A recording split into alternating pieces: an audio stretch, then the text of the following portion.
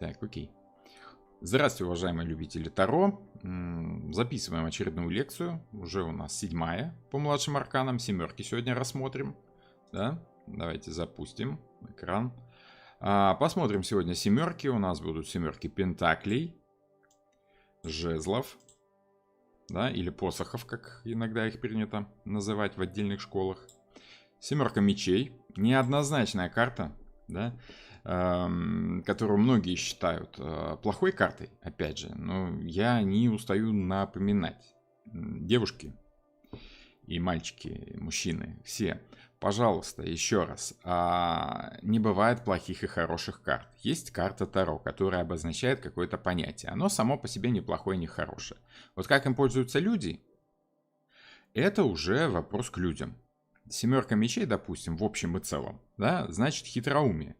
И хитроумие может быть направлено как на благие цели, так и на негативные цели. Оно вам может помогать в жизни, а может слишком мешать. Все зависит от положения карт. В прямом и перевернутом положении, скажем так, карта либо приобретает негатив, либо наоборот его теряет, этот самый негатив. Даже если карта плохо нарисована, да, она такая плохая вся, в прямом значении она скорее будет для вас как это, благополучно, благожелательно настроена, да. Ну и семерка кубков. Тоже мы посмотрим, что тут человек выбирает, почему тут в разных кубках какие-то разные непонятные штуки какие-то, что за штуки такие, разберемся. Напоминаю, что лекции по предыдущим арканам, тузы, двойки, тройки, четверки, пятерки, шестерки есть в плейлисте. Ссылочку на плейлист я прикреплю, как обычно, в правом верхнем углу видео, да. Можете нажать, там увидите, ссылочка будет обязательно и на один плейлист, и на плейлист по старшим арканам, потому как есть у нас все старшие арканы разобраны подробным образом. Вот. Очень буду рад вашим комментариям, лайкам. Неважно, смотрите вы меня в эфире, либо в записи. В любом случае для YouTube важно, чтобы было много лайков и комментариев, тогда он будет продвигать это видео.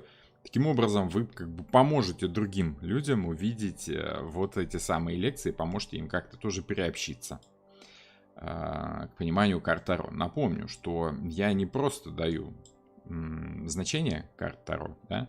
Я пытаюсь объяснить суть, смысл самой карты. Вот. По конкретным значениям мы занимаемся практикой, мы разбираем расклады. Я объясняю, как делать расклады, как вот те самые сочетания карт, о которых уже спрашивали в реальной жизни происходят, да, на каких-то реальных примерах разбираем вопросы, которые задают тарологу на консультации, и помогаю ученикам как-то наработать чуть-чуть практики. Да, чуть-чуть окунуться в это дело, не просто значениями карт Таро работать, а пониманием этих самых карт Таро. Но это дело все происходит у нас на учебных лекциях. Понедельник, среда, пятница. В группы нужно записываться. Обучение, конечно, платное. А вот эти все лекции теоретические, да, они, конечно, бесплатные. Они есть на моем канале. Пожалуйста, приобщайтесь, смотрите. Это информация в открытом доступе. Но с вас лайк и комментарий. Я думаю, это равноценно. Хорошо. Потихонечку давайте двигаться. И да, и еще добавлю такой полезный совет. В описании к видео есть мои контакты. Во-первых, там есть контакт на группу, есть ссылочка на группу в Телеграме, на канал в Телеграме, в которой я выкладываю оповещение о том, что у меня начался новый эфир.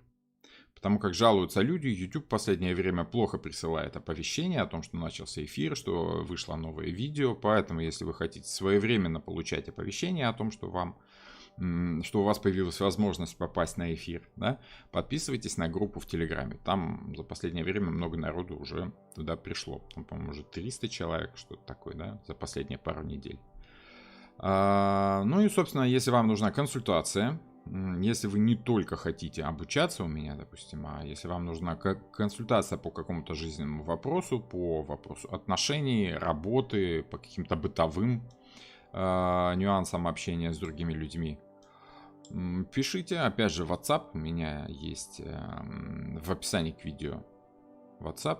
пишите туда или в Telegram пишите, неважно, находите меня, договоримся с вами о консультации. Консультация у меня обычно длится, там, я не знаю, от часа, это минимальное, наверное, до 2-3 часа может продлиться, в особо тяжелых случаях до 3-4 часов бывало и такое, то есть ограничения по времени в консультации у меня нет. Разбираем много вопросов, пытаемся понять суть проблемы, а не просто там посмотреть, что там будет в ближайшие 7 дней. Да? Скорее пытаемся решить проблему. Вот, на этом минутка саморекламы закончена. Благодарю за терпение. Кстати, по поводу рекламы, я прошу прощения, что она в видео будет временами попадаться, просто потому что, опять же, это нужно не для заработка. На YouTube я много не зарабатываю, к сожалению, наверное, да. Реклама нужна для того, чтобы YouTube лучше продвигал видео, да, чтобы другим людям чаще предлагались мои лекции. Поэтому вот рекламу приходится терпеть. Я сам не особый любитель рекламы, но тем не менее я стараюсь ее так в начале видео 10 минут, да, впоследствии там на остальные 1,5-2 часа каждые 20 минут. Я думаю, что раз в 20 минут это приемлемо, с этим можно смириться. Хорошо. Семерки, начнем. Посмотрел я, как современные сайты, да, как разные современные источники трактуют цифру 7. На разных сайтах разные мнения. Одни считают, что 7 это удача в любви, другие считают, что 7 это неудача в любви, одни считают, что 7 это личная жизнь, другие считают, что 7 это затворничество. В общем, скажем так, разброд и шатание, мнений много по поводу семерки. Что интересно, что семерка сама по себе как раз и отображает множество этих самых мнений, да, множество точек зрения. Поэтому можно сказать, что тут они угадали, вот все любители нумерологии, которые пытаются как-то логично пояснить. Логично пояснить у них почему-то не очень получается, скорее дают какие-то значения, с которыми сложно потом что-то делать, потому что значения порой разнятся диаметрально противоположно. Поэтому вывести какую-то логику из заключений нумерологов порой бывает сложно. Не то чтобы я вас отговариваю от нумерологии, а то сейчас мне начнут прилетать в комментариях помидоры, что ты понимаешь в нумерологии, кто ты такой, сиди и пялься в свои карты, да, не лезь в наши цифры. Я и не лезу особо, со своим уставом в чужой монастырь лезть такое дело себе. Неблагоразумное, скажем так. Вот, я пытаюсь как-то пояснить цифру 7 в картах Таро с точки зрения мифологии, с точки зрения общего здравого смысла, скажем так, да, и как оно отображено, это понимание цифры в картах Таро. Разобрать нюансы этих картинок и попытаться понять, почему автор изобразил именно так, да, что Уэйт хотел сказать нам этим своим, так сказать, произведением. Начнем с Пентаклей, да, у нас традиционно сверху Пентакли, Земля, стихия Земли, материальный аспект жизни, физическая жизнь, материальный мир, что-то материальное, полученное в результате работы, некий опыт, приобретенный в течение определенного времени, да. Мы с вами помним, что в шестерке у нас происходило понимание заработка, умение заработать. Почему? Потому что в шестерке мы с вами видим человека богатого, который не стесняется и не боится делиться своим заработком с нуждающимися. Вот. Кому интересно шестерки, да, опять же есть в плейлисте, вернитесь. Я пока в 2 словах напомню, что в шестерке мы приходим само собой, понятно, да, из пятерки. В пятерке мы боялись тратить деньги. В пятерке мы постоянно думали о том, что если мы будем неаккуратно, неосторожно, неосмотрительно распоряжаться деньгами, неправильно их вкладывать, то мы можем и по миру пойти, да, так и обеднеть можно легко. Поэтому пятерка нас предостерегает от чрезмерных трат. А вот в шестерке человек уже понял, как заработать, перестал бояться вкладывать деньги, научился по пятерке правильно вкладывать деньги, грубо говоря, научился зарабатывать. Ну, не то чтобы вкладывать деньги, скорее вкладывать свой ресурс. Когда мы зарабатываем на чем-то, мы вкладываем свой ресурс. Время, силы, деньги, опыт, знания какие-то, да, это все пентакли. Что-то такое, что можно использовать на практике. Навыки. И вот по шестерке мы уже поняли, как это делается. У нас есть определенная сумма денег. Мы даже можем делиться с другими людьми. Почему? Потому что чувствуем, что другим людям тоже нужна помощь. И умный человек как раз делится и информацией, и своим опытом с другими людьми, потому что понимает, это помогает и ему в конечном итоге немного заработать. Да?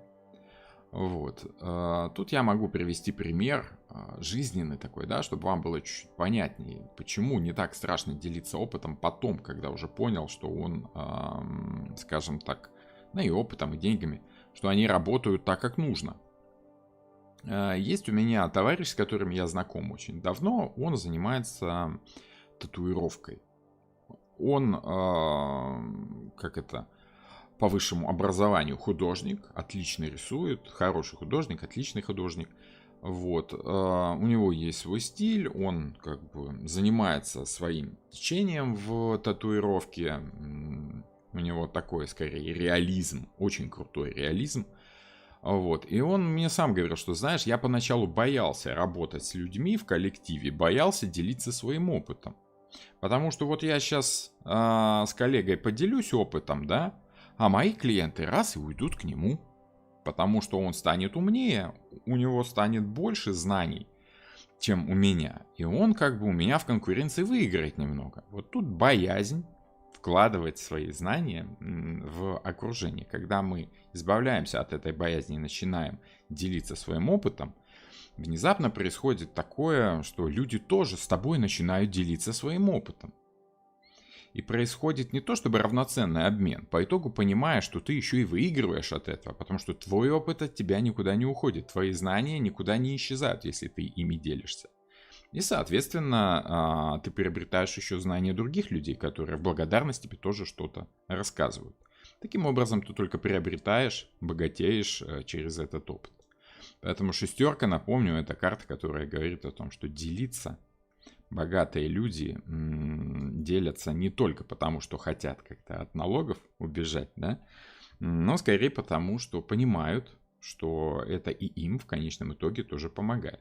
Вот по семерке, что мы видим в семерке? В семерке мы видим закономерный результат того, как человек увеличивает свой опыт. У него появляется много этого самого опыта, своего, чужого, неважно. Он проделал определенного рода работу, и эта работа дает о себе знать неким результатом. То есть он что сделал? Взял мотыгу, пошел в поле, выбрал камни, взборонил это поле, да, засеял его семенами, ухаживал, поливал, пропалывал, отгонял ворон, следил, чтобы оно все выросло, и вот оно выросло. Вот оно есть. Можно немножко отдохнуть, потому что результаты твоей работы, вот они у тебя видны. Может быть, они еще зеленоваты, да, недостаточно созрели. С чего это я так взял, да, мы же тут не видим, созрели они там или нет. Просто зрелые результаты работы, которыми можно пользоваться уже так, как тебе хочется, у нас с вами следующих, впоследствии будут, да, в девятке пентаклей. Там мы видим, собственно, эти плоды, мы можем их вкушать. По семерке мы пока просто видим результаты своей работы. Они еще недостаточно созрели для того, чтобы мы ими наслаждались. Но определенный перерыв в работе мы можем сделать. Мы можем отдохнуть. Да? Потому что основная работа сделана. Все, что нужно сделать, мы сделали. Честно потрудились. Осталось только дождаться, когда вот этот самый виноград созреет. Вот. 7, цифра 7 в этом случае намекает нам, допустим, да? Давайте вспомним, сколько у нас дней в неделю. Дней в неделе. 7 дней в неделе, да? Традиционно еще шумерская классификация дней недели. Почему она именно таким образом происходит? Именно по 7 дней мы делим. Я думаю, что вы в курсе лунных фаз, да? Как они работают, вот это вот все. В общем, вдаваться в детали, почему именно 7 дней в неделю, не будем. Но, тем не менее, цифра 7 фигурирует во множестве мифологий именно в контексте много. То есть цифра 7 у нас в принципе значит много.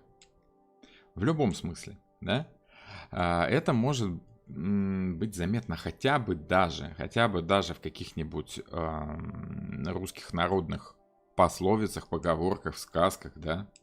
Есть много пословиц, поговорок. У меня в рабочем состоянии я их не очень хорошо помню, но у меня где-то есть текстик, да. Я вам просто зачитаю поговорки, да. У 7 нянек дитя без глазу. То есть у большого количества нянек дитя без глазу. Большое количество людей все равно не смогут нормально сделать работу, если их слишком много. Да? 7 бед, 1 ответ. Много проблем, ты их решаешь одним и тем же способом. 1 с ложкой, 7 с ложкой. 1 работает, а 7 ждут результатов, как его работы, скажем так. 7 пядей во лбу, то есть, широкий лоб. 5 это, собственно, вот ладонь, 7 пядей во лбу, много такая, большой лоб. Умный человек, у тебя голова большая, да, значит ты умный. Быть на 7-м небе, 7 пятниц на неделе. Кстати, знаешь, что такое 7 пятниц на неделе? 7 пятниц на неделе это когда ты принимаешь какое-то решение, да, и радуешься тому, что у тебя что-то получается, да. Вот в пятницу вечером можно отдохнуть, скажем так. Вообще пятница считается одним из самых ленивых дней, в которые человек часто поддается каким-то соблазнам, да? Вот, это день Венеры, Афродиты, день лени кое-когда, и сложно иногда бывает не поддаться этим вот своим ленивым ощущениям. Например, в пятницу вам уже работать не хочется, вы знаете, что конец рабочей недели, завтра ничего делать не надо, да, поэтому уже и работать особо не хочется. Работать надо, но лень. И вот 7 пятниц на неделе, это когда человек говорит, ой, я сегодня не могу сделать, да, я давай завтра сделаю, вот потом когда-нибудь сделаю. Человек, который не хочет работать, у него 7 пятниц на неделю, он 7 дней в неделю ленится. 7 небо, 7 вода на киселе, 7 футов под килем. В общем, эти пословицы, поговорки, я думаю, что вы можете сами вспомнить. Там много всего интересного, и все это связано именно с тем, что цифра 7 в сознании человека каким-то образом коррелирует с ощущением множества. 7 раз отмерь, 1 отрежь, в комментариях пишут.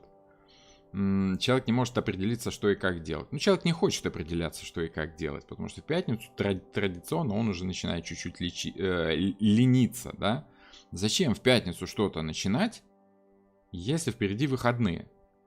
В пятницу обычно обещают, что, после выходных, да, мы тебе сделаем. Приходите в понедельник. Поздно уже, 4:30, пятница, вы чё? Приходите в понедельник. И вот каждый день вы к нему приходите, и он у вас каждый день говорит, приходите завтра, кормит завтраками, потому что работать не хочет. Вот. 7 одного не ждут, тайна за 7 печатями, 7 чудес света, вот это вот все. Я думаю, что вы поняли, да, суть уловили. Почему так происходит? Почему цифра 7 связана именно с множеством, с ощущением множества? 7 пентаклей может быть неоправданные ожидания. В каком-то смысле да. Чуть попозже я поясню, как именно. Смотрите, у нас была 5. 5 это когда вы что-то делаете, что-то берете, отдаете, каким-то образом у вас идет движение, вот, допустим, тех же самых средств. По 5, допустим, этих самых, где там они у нас были, так, у меня тут бунт машин. По 5 мечей, допустим, у нас вообще происходит победа, да, у нас тут получается. Мы хватаем что-то и держим. У нас вот получилось. Вообще 5 это ощущение половины цикла. У нас что-то получилось, мы понимаем, что еще не все, потому что у нас есть еще 2 рука. Когда мы начинаем перекладывать во 2 руку, мы уже чувствуем 6. 6 это что-то получившееся и еще одно. 5 пальцев и еще 1 палец. Мы чувствуем, вот одна сторона, а вот там 2 сторона уже начинается, да? Вот, поэтому 6 это уже 2 человек. И мы с вами помним, что по 6 у нас с вами идет аспект помощи другим людям. По всем 6 в предыдущей лекции мы с вами видели аспекты помощи другим людям. А вот 7 это еще больше. То есть вот есть мое, есть еще что-то, а потом еще что-то. И вот это уже перебор, да, уже человек интуитивно начинает думать, так, подождите, что-то как-то многовато этого всего. 7 это вообще сколько? То есть 7 это максимальное количество, которое человек может вообще осознать, увидеть, понять. То есть, ну вот ощущение множества возникает у него. Например, 7 дней недели из-за 7 фаз Луны. Да? Каждый день мы видим, как Луна сменяется. И мы видим, что их всего 7. То есть это своего рода, ну не то чтобы полнота, но скорее множество. Когда у нас все фазы Луны возникают, мы понимаем, что вот их много, этих фаз Луны. Что еще у нас? Вот эта семерка, она фигурирует в понимании множества чего-то приобретенного, если мы имеем в виду пентакли. Материальный мир. Семерка пентаклей. Много у нас, ну как-то многочисленные результаты нашего труда. Да? 7 дней в неделе — это вот максимальное количество дней в неделе. Не все, но много. Потому как там же есть еще дни дальше, да. Это же не совсем конец, это просто конец недели. Вот все дни, которые можно впихнуть в неделю. 7 нот. Максимальные, ну не то чтобы максимальные, много нот, да. Нот-то вообще больше, там же есть еще разные тональности и прочее, прочее. Но в общем и целом вот можно выделить максимально большое количество чего-то, что можно ухватить, это 7. Есть неподтвержденные пока научные данные, да, ну типа научные данные, что среднее количество мыслей, которые нормальный человек может удержать в голове, одновременно это каких-то 7 понятий, 7 образов, 7 мыслей. Да, если поднапрячься, 7 он запомнит. 8 слово, которое ему сказали, он уже может забыть в этот момент. И для того, чтобы специально его запомнить, там нужны какие-то уже ментальные методики специальные, чтобы запоминать, методики запоминания там и вот этого вот всего. Но 7 это стандартное количество максимальных, скажем так, мыслей, образов, которые человек может у себя в голове удержать. Вот, поэтому 7 это максимальное количество дней, которое может быть в неделе. 7 это максимальное количество цветов, которые мы видим в радуге. Их, конечно, больше, есть еще ультрафиолет, да, и инфракрасное, но этого мы уже не видим. Как бы мы оперируем семерочкой. Семерка это как бы много цветов, да. В радуге сколько? Много цветов. То есть, в принципе, мы можем их разбить и на 10 цветов, там, если оттенки включать и прочее, прочее. Но основных цветов там вот множество, то есть 7. Поэтому мы тут с вами видим, что человек получил большие, ощутимые, весомые результаты своего труда. И никуда ему торопиться не надо. Он уже видит, что у него все получится. Он еще, конечно, не собрал этот урожай, заметьте. Да? Но тем не менее, он понимает, что можно передохнуть. В конце концов, 7-й день в неделе, да, Бог отдыхал. Потому что он хорошо потрудился, хорошо поработал, сотворил этот материальный мир. На 7-й день решил ничего не делать. Почему? Потому что и так много всего получилось. Много всего успел, много всего успел. Вот ладненько, давайте отдохнем. То есть, семерка это намек на отдых. Почему? Потому что у тебя есть хорошие результаты твоего труда, тебе торопиться, спешить не надо. Ты всегда успеешь заработать по 6, если ты знаешь, как это делается. Но ты должен вкладывать максимум своих усилий, много усилий в результат своего труда. Вложил много усилий, поработал усердно хорошо, можешь хорошо отдохнуть. По этой карте идет ощущение иногда такой подторможенности, да, если вы прям куда-то торопитесь, вам срочно что-то нужно делать, выпадает семерка, это значит, что, вы и так сделали много. Если впихивать больше, то там уже нужно очень сильно стараться, у вас это может и не получиться, поэтому семерка намекает на то, что вам нужно, взять паузу, отдохнуть немножечко.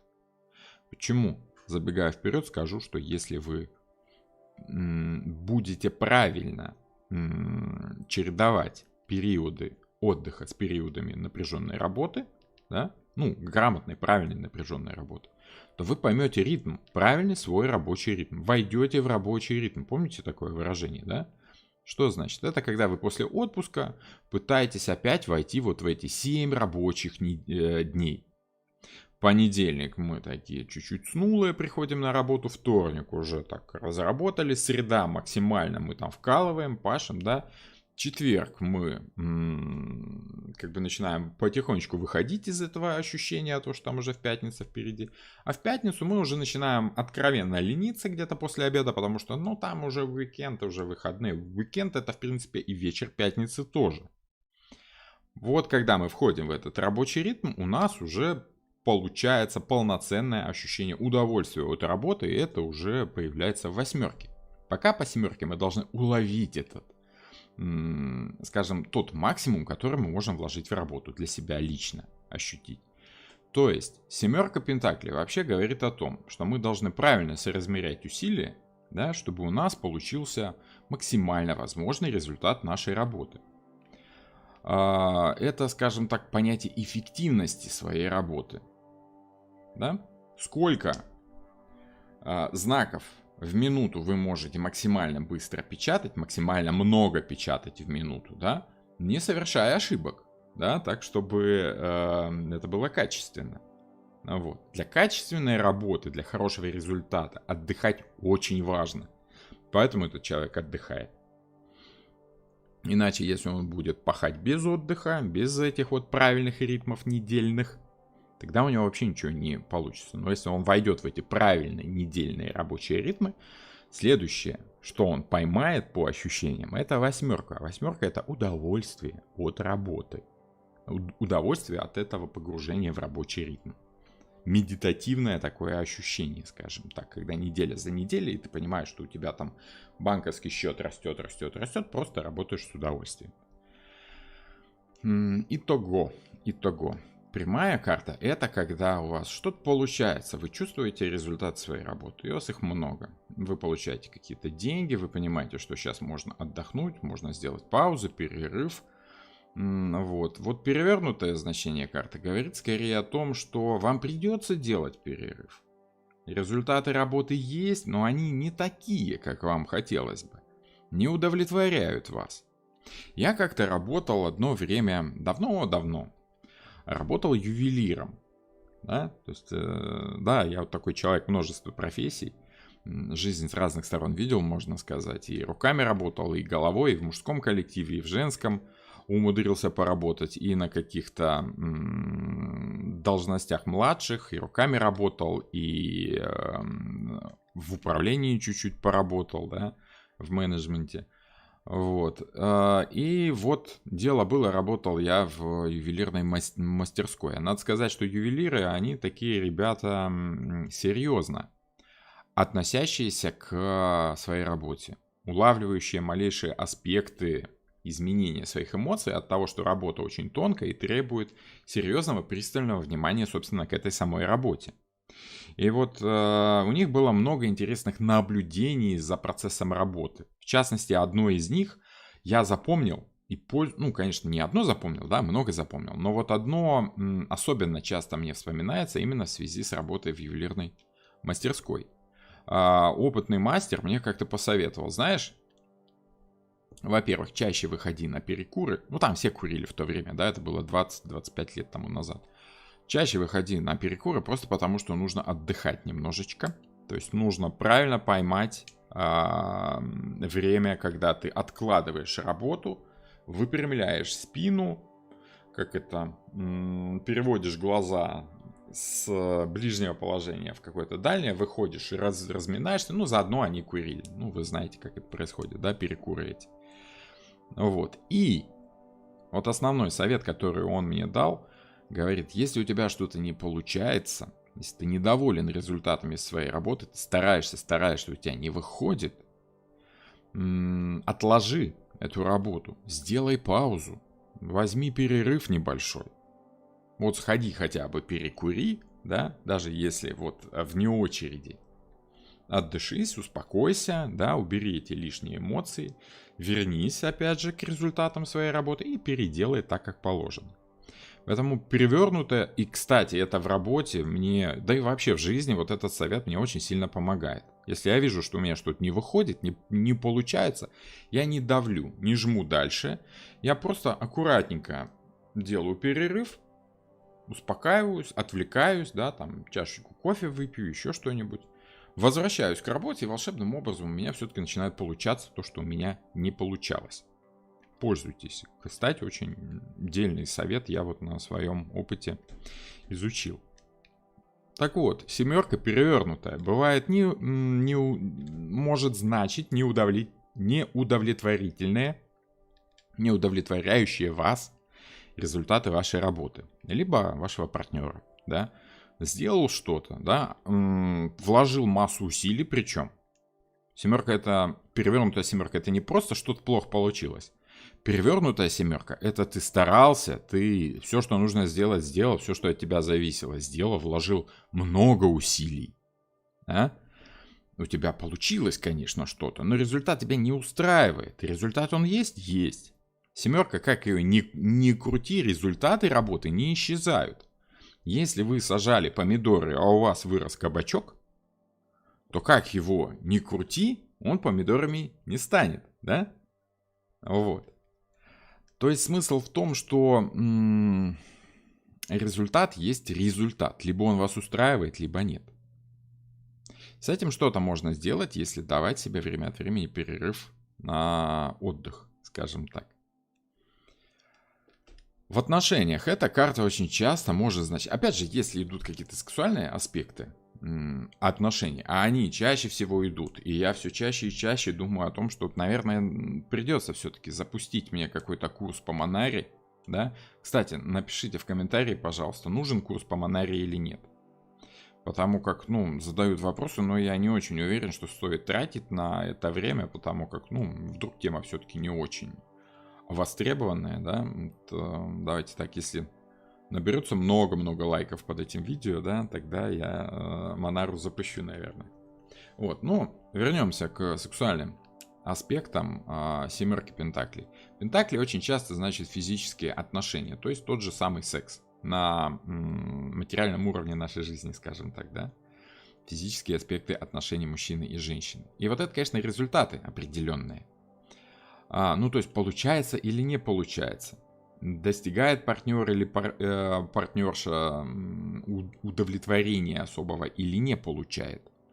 Тут не идет речь о какой-то беременности, хотя иногда эта карта может значить беременность, но тут скорее ощущение того, что проделанная тобой работа заканчивается хорошо, правильно. Так вот, перевернутая семерка – это результат, который не устраивает вас. То есть по перевернутой семерке мужчина может ухаживать за женщиной, довести ее до постели, но не довести ее до удовлетворения, скажем так. Допустим, секс у них произошел, и результаты есть. Карта перевернутая, значит, не понравилось что-то кому-то. И результат был, но не устроил там одну сторону, либо обе стороны. Прямая карта, скорее всего, говорит о том, что вы хорошо поработали, у вас что-то хорошо получилось, да, партнерша довольны. Вот это общее значение карты, скажем так. Собственно, по финансам, да, это ваши результаты вашей работы. Они многочисленные, они у вас есть, вы там что-то заработали. Но чтобы воспользоваться результатами этой работы, нужно еще немного подождать. То есть, грубо говоря, вы знаете, что месяц закончился, но зарплата будет 7 числа. Вот нужно подождать до 7 числа, скажем так, да? Вы понимаете, что результаты работы есть, но воспользоваться ими можно будет чуть-чуть попозже. Пока нужно просто подождать результатов своей работы. Вы сдали отчет квартальный, да, он у вас получился, вы уверены, что циферки там тютелька в тютельку, но нужно дождаться еще и квартальной премии за вот этот квартальный отчет. Работа сделана, но результатами пользоваться пока рановато. Подождите, не спешите. В отношениях эта карта часто значит паузу, перерыв, просто потому что нужно в чем-то хорошем, нужно соблюдать периодичность, то есть паузу делать. Вот общее ощущение от семерки пентаклей. Вы работали, у вас что-то получилось, вы видите результаты своей работы. Не спешите, дайте себе передышку.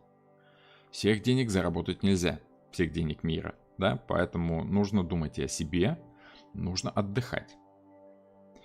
Семерка очень важная карта для людей Земли, для земных людей, да, для людей стихии Земли, потому как они часто трудоголики, они зависимы от работы, потому что им, во-первых, нравится сам процесс работы, во-вторых, они очень зависимы от результатов своей работы. Если есть результат, окей, хорошо, получилось. Поэтому они очень часто забывают о том, что вообще-то нужно отдыхать иногда. Вот перевернутая семерка пентаклей говорит о том, что у тебя все получилось, подожди, ты не спеши, дай себе отдохнуть. Иначе, если по перевернутой семерке пентаклей ты не будешь отдыхать, да, то у тебя могут быть проблемы с физическим здоровьем.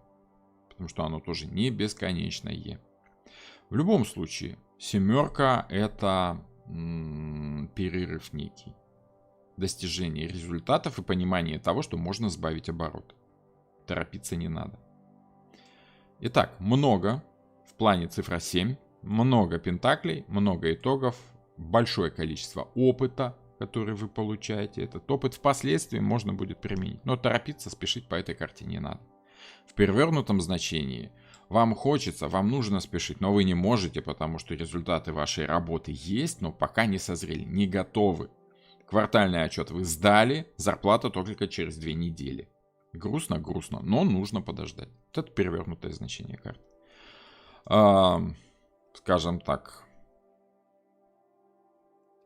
Тут все достаточно четко понятно, потому что человек стоит в такой расслабленной позе, как раз отдыхает, радуется результатам своей работы. Семерка жезлов. Как у нас развиваются жезлы? В шестерке жезлов мы пользуемся признанием, да? Мы чувствуем, что на нас обращены взгляды, мы можем гордиться тем, что у нас получилось, результатами там своего соцсоревнования, да? В пятерке мы соревнуемся с другими людьми, конкурируем как-то. В шестерке мы добиваемся успеха, люди на нас смотрят, мы хвастаемся результатами своей борьбы, да? Мы как бы указываем людям, что наше желание, оно правильное, оно круче вашего желания, поэтому, ну как это, эй, приятель, посмотри на меня, делай как я, да? Тот самый лозунг Богдана Титамира, который очень хорошо зашел в аудиторию. Почему? Потому что это вот этот самый принцип. Если у тебя что-то хорошо получается, не стесняйся показывать это людям. Люди будут видеть, какой ты молодец, как ты достигаешь результатов, да, и будут следовать за тобой по стопам.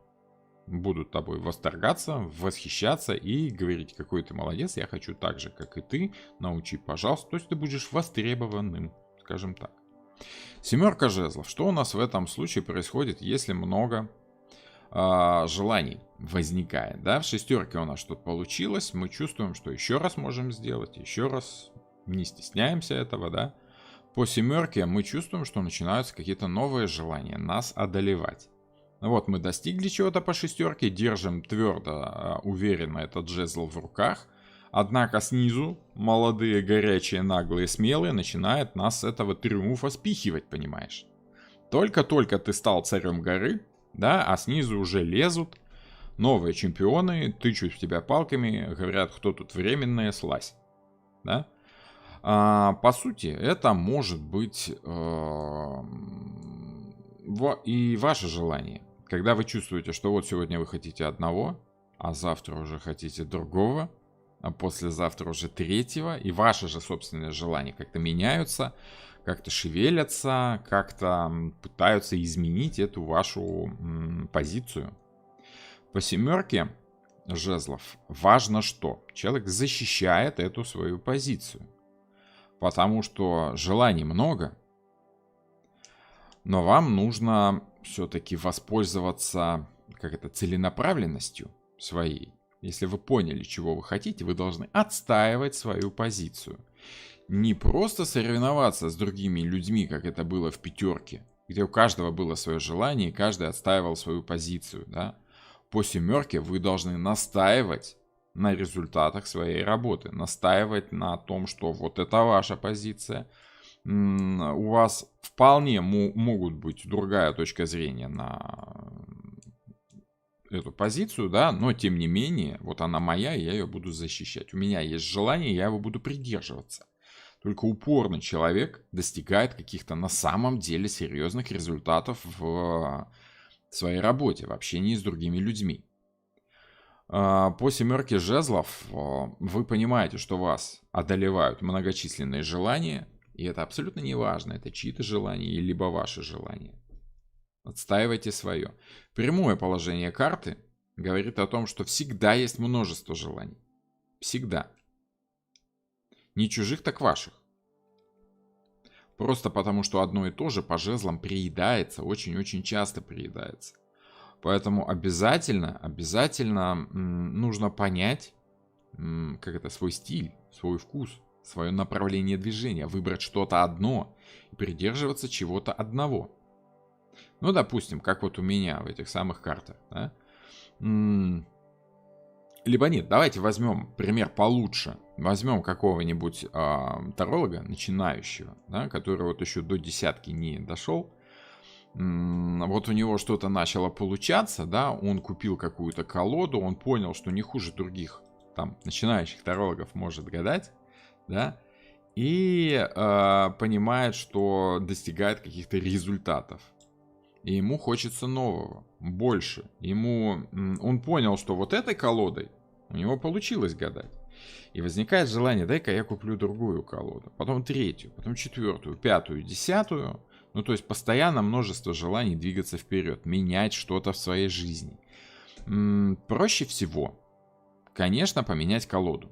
Так вы как бы что-то меняете в своей жизни. Сложнее отстаивать свою позицию, придерживаться одной колоды, выбрать свой стиль работы и просто наращивать свое умение, упорно преследуя одну и ту же цель. Стать еще лучше, еще лучше, еще лучше, еще более качественно, работать еще более качественно.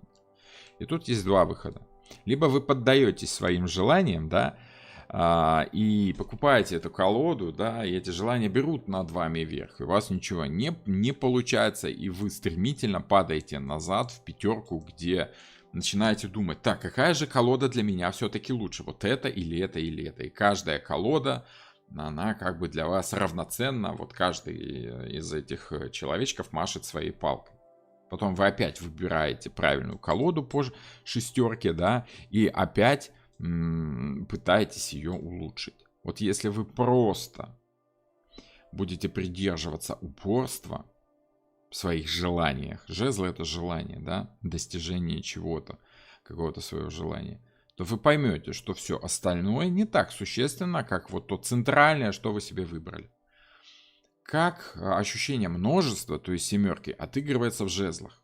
Из множества желаний ты должен таки выбрать свое. Основное, важное, костяк, на который ты будешь вешать уже там остальные, скажем так, оберточки, да, но должна быть какая-то основная мысль, основная идея в твоей работе, в твоей жизни, в твоих отношениях с другим человеком. Должно быть что-то главное. По жезлам ты понимаешь, что один из источников энергии всегда у тебя превалирует. Один из источников дохода у тебя более весомый, чем другие. Ему нужно отдавать больше внимания, больше жизненных сил. Если у вас есть какая-то идея, которая захватила ваше сознание, то все другие идеи, которые быстренько приходят, да, просто потому что это природа человека, нужно пока притапливать, да, нужно договориться с самим собой о том, что нет, я хочу вот этого, я буду добиваться этого. Давайте дождемся результатов, посмотрим, хорошее это желание или нет, потом уже будем понимать, как это делается дальше. Если у вас, допустим, есть желание отдохнуть, а начальник такой приходит и говорит, слушай, давай ты 7-й день в неделю тоже поработаешь. Да? Напомню, что по средневековым понятиям выходной в неделю был один всего. Один праздничный день был, да? Поэтому семерка — это как бы понимание того, что все 6 дней нужно работать. 6-й день у тебя есть какое-то свое желание, нужно отстаивать свое. Ты работаешь на кого-то там, да, но 7-й день у тебя выходной. Ты его посвящаешь своим желаниям. И даже если начальник тебе пришел и говорит, кто хочет поработать в выходные, ты должен отстаивать свое. И он должен понимать, что сколько людей, столько желаний. Что желаний в мире много, и важно отстаивать свое желание. Понимаете? Поэтому это упорство. В перевернутом положении, когда вы кроме этого желания ничего не видите, да, вы понимаете, что кругом много разных точек зрения, много разных желаний, и все эти желания как бы лезут и лезут и лезут, как в том фильме, да, они все ложат и ложат, ложат и ложат, да. Для вас важно отстаивать свое, но если вы будете чрезмерно упорствовать в своем желании, то эта карта из упорства перевернется в негативное положение семерки жезлов, а это уже упрямство. Когда другие разумные люди приходят и сообщают вам, что смотри, можно же и этого хотеть, и этого хотеть, и этого хотеть, да? Поэтому давай, может быть, ты свое мнение, может быть, ты свое желание изменишь, а ты такой, нет, я вот не хочу, не буду, я вот у меня вот есть свое мнение, ваше мнение мне не важно. Вот, я умнее вас всех, да? Вот это упрямство уже. По сути, если мы подумаем, упорство и упрямство — это одно и то же. Умение отстоять свое желание. Да? И вот если оно чрезмерное, если оно слишком, сконцентрировано только на себе, только на своем желании, тогда, да, оно уходит в негатив. Ты становишься, упертым бараном.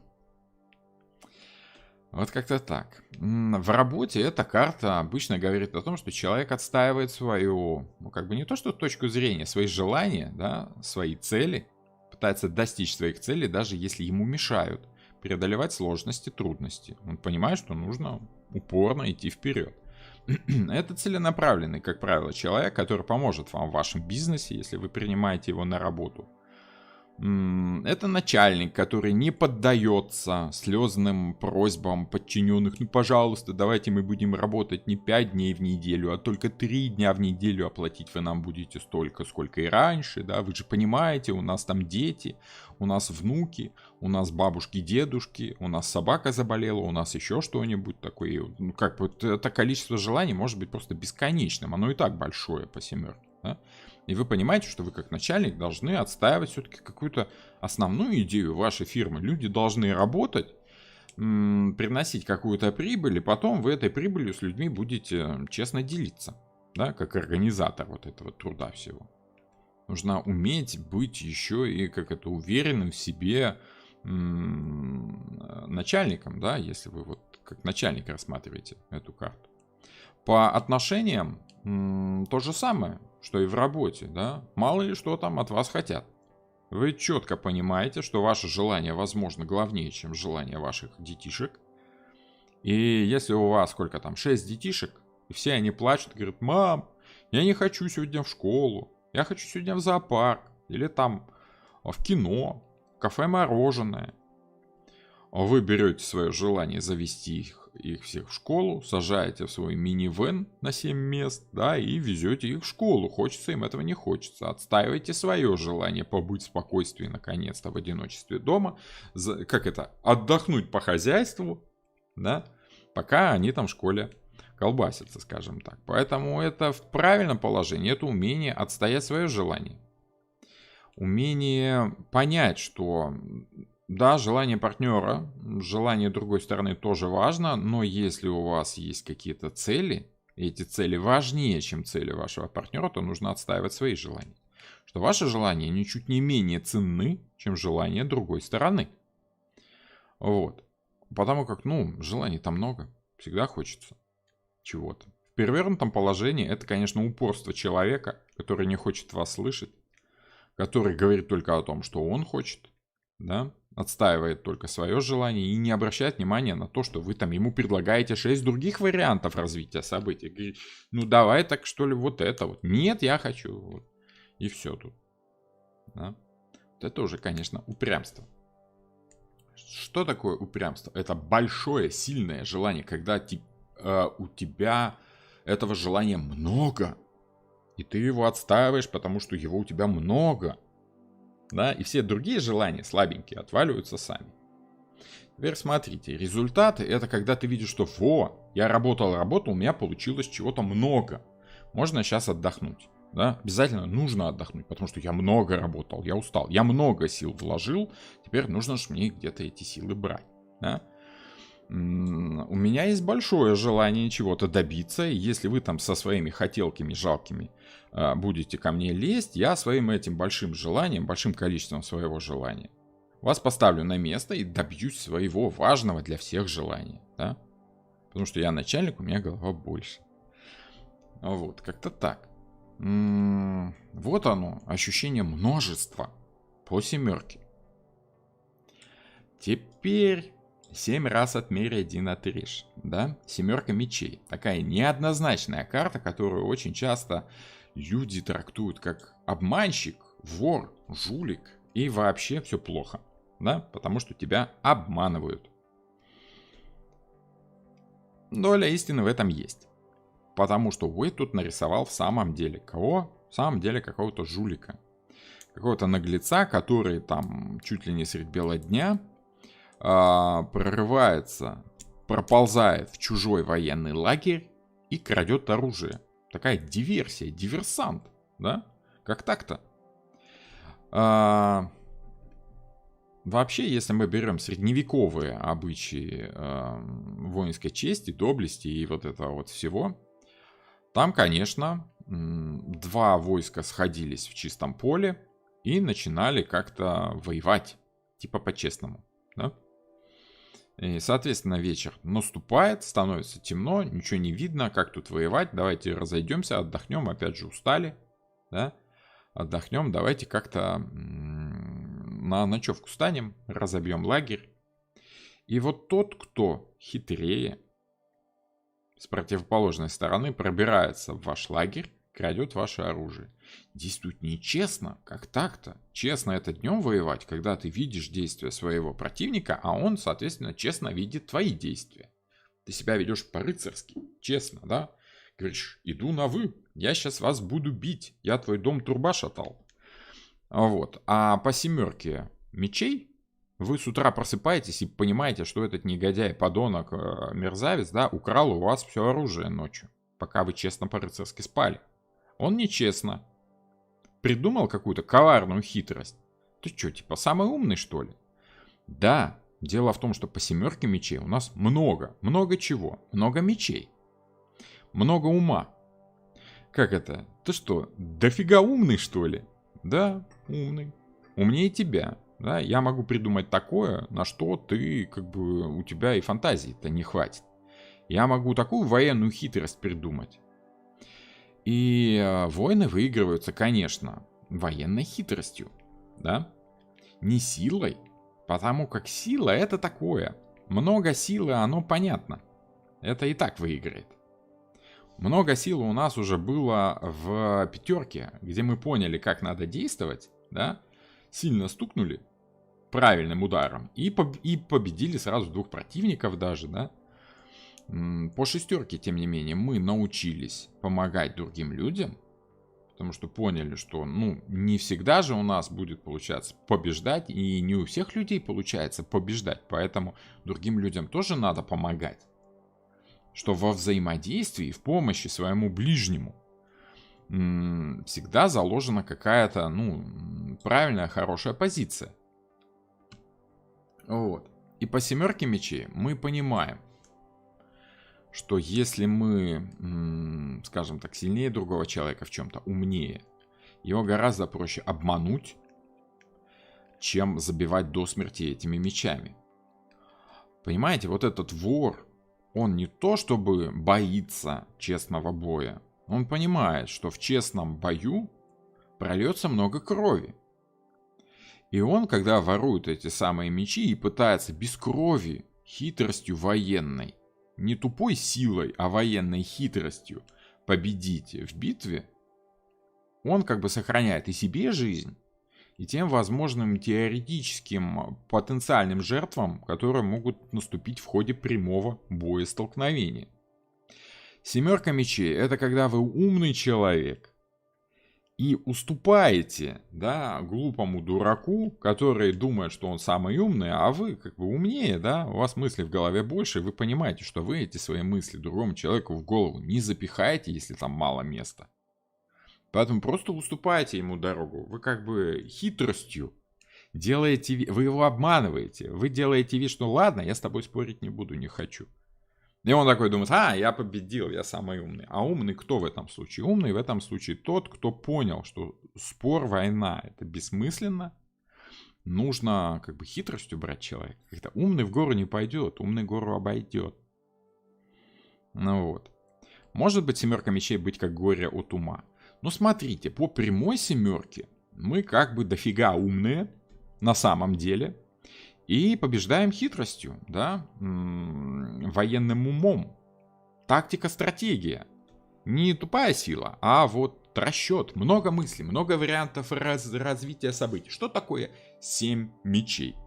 Это 7 умных мыслей, 7 умных способов действия, да, по прямой карте. То есть много умных способов действия. Вы умный, вы начитанный тактик, стратег, знаете там, как победить и действуете по-умному. А перевернутое положение — это когда есть какой-то, понимаете, есть простой способ решения вашей проблемы, а вы по семерке добавляете туда много всякого умного. Перевернутая семерка очень четко символизирует, у семьи нянек дитя без глаза, да, если слишком много знать, да, то рано или поздно понимаешь, что ты ничего не понимаешь, что ты так и не знаешь, победил ты или нет. Перевернутая семерка говорит о том, что ты перехитрил самого себя. Слишком много думал там, где проблема вообще решается элементарно просто, да? Вот. Перевернутая семерка — это когда ты много, долго и упорно споришь с дураком, хотя понимаешь, что вообще-то проще было бы дать ему возможность ошибиться. Зачем им доказывать что-то? Пускай там себе идет, ошибается. Быстрее научится. По итогу вы понимаете, что вот своим умом вы себя же порой можете перехитрить. Потому что не все проблемы требуют такого сложного подхода. Порой проблемы решаются очень просто. Вот, понимаете? Краткость — сестра таланта. Краткость — это не семерка. Семерка — это много мыслей, много фраз. Да, в самом деле человек умный, у него много знаний.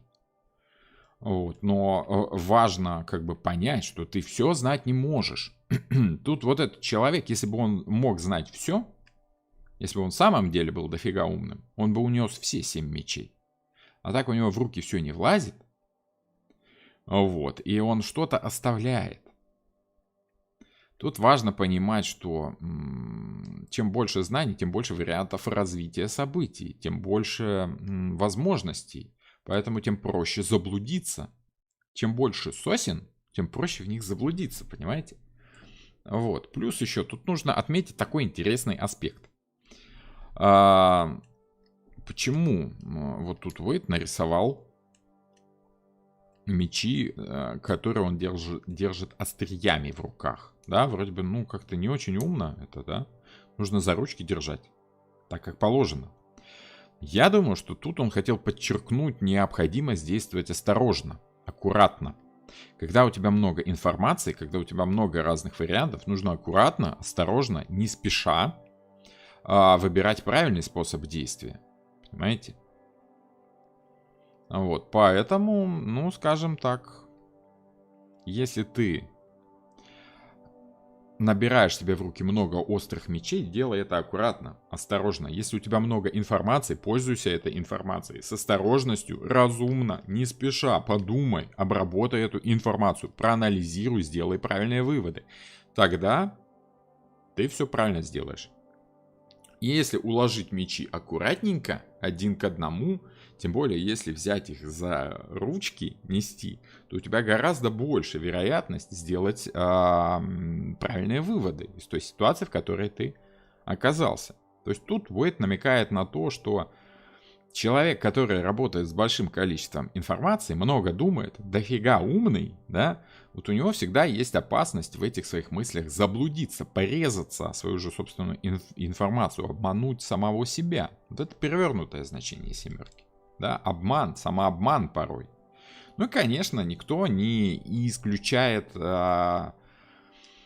конкретного негативного значения этой карты. Перевернутая семерка — это, да, обман, жульничество, воровство, может быть. Почему? Потому что человек вместо того, чтобы прямым, нормальным, привычным способом решить свою проблему, начинает как-то по-хитрому действовать, да. Иногда деньги проще заработать, чем строить там планы, как их выкрасть, да. Вот. Эти деньги из какого-то банка порой как бы вложение, время, силы и риск, который вкладываешь на то, чтобы ограбить банк, не окупают себя. Потому что, возможно, гораздо проще эти же деньги заработать, если направить эту энергию в нужное русло. Понимаете? Как-то так. Два меча остались, это возврат к чему-то? Нет, два меча это скорее понимание того, что ты не можешь знать все, ты не можешь унести все. Ты не можешь собрать всю информацию, потому что ее много, ее реально дофига. Это понимал даже Уэйд 100 лет назад. 100 с лишним уже лет назад. 110, 120 лет назад. А мы в наш век, когда космические корабли бороздят просторы Большого театра, мы, конечно, понимаем, что мы не можем знать все. Если ты дофига умный какой-нибудь айтишник, извините, айтишники, если я кого-то сейчас обижу, но вот очень часто мне встречается такой факт, что айтишники считают себя дофига умными. Они лезут в интернетики, берут там информацию, например, ну вот острая тема сейчас, да, коронавирус. И делают какие-то выводы на основании того, что они много прочитали про этот коронавирус. Забывая о том, что они, конечно, дофига умные, но медицинского образования у них нет. И пользуясь информацией из интернетиков, они просто на слово верят вот тем самым врачам, которые имеют право делать какие-то выводы от того, что они обрабатывают эту информацию. А вот эти дофига умные айтишники, которые лезут в интернет, читают, потом ставят себе диагнозы и думают, что они умные врачи от того, что у них есть смартфон с доступом в Google, да, вот они делают какие-то выводы, основанные на том, что они не все уловили, не все поняли из того, что они там прочитали. От того, что ты можешь быть умным, но у тебя может не быть всей полноты информации. Вот это перевернутая семерка, это понимание того, что если тебе кажется, что ты умный, то вполне вероятно, что ты ошибаешься, и ты всего не видишь. Не все мечи ты из этого лагеря вынес. Два человека могут найти свои мечи, догнать тебя и дать по горбу этими самыми мечами, о которых ты понятия не имеешь от того, что, ну, много там информации, много. Вот, ты, конечно, умный. Прямое значение карты, в самом деле человек хитроумный, он умеет обрабатывать информацию, но перевернутое намекает на то, что как бы можно и себя так обмануть, да? Сколько врачей жалуются, что приходят умные такие, дофига умные люди приходят к ним и говорят, понимаете, доктор, я вот тут это вот, доктор, гляньте, что это у меня. Доктор смотрит, ой, говорит, что это у вас? Потому что сам доктор не может понять, как может человек самолечением загнать себя вот в такое вот прям такое. Понимаете? Поэтому тут можно очень легко обмануть себя. В работе эта карта значит человека логичного, умного, хитрого, предприимчивого, который знает, что и как сделать.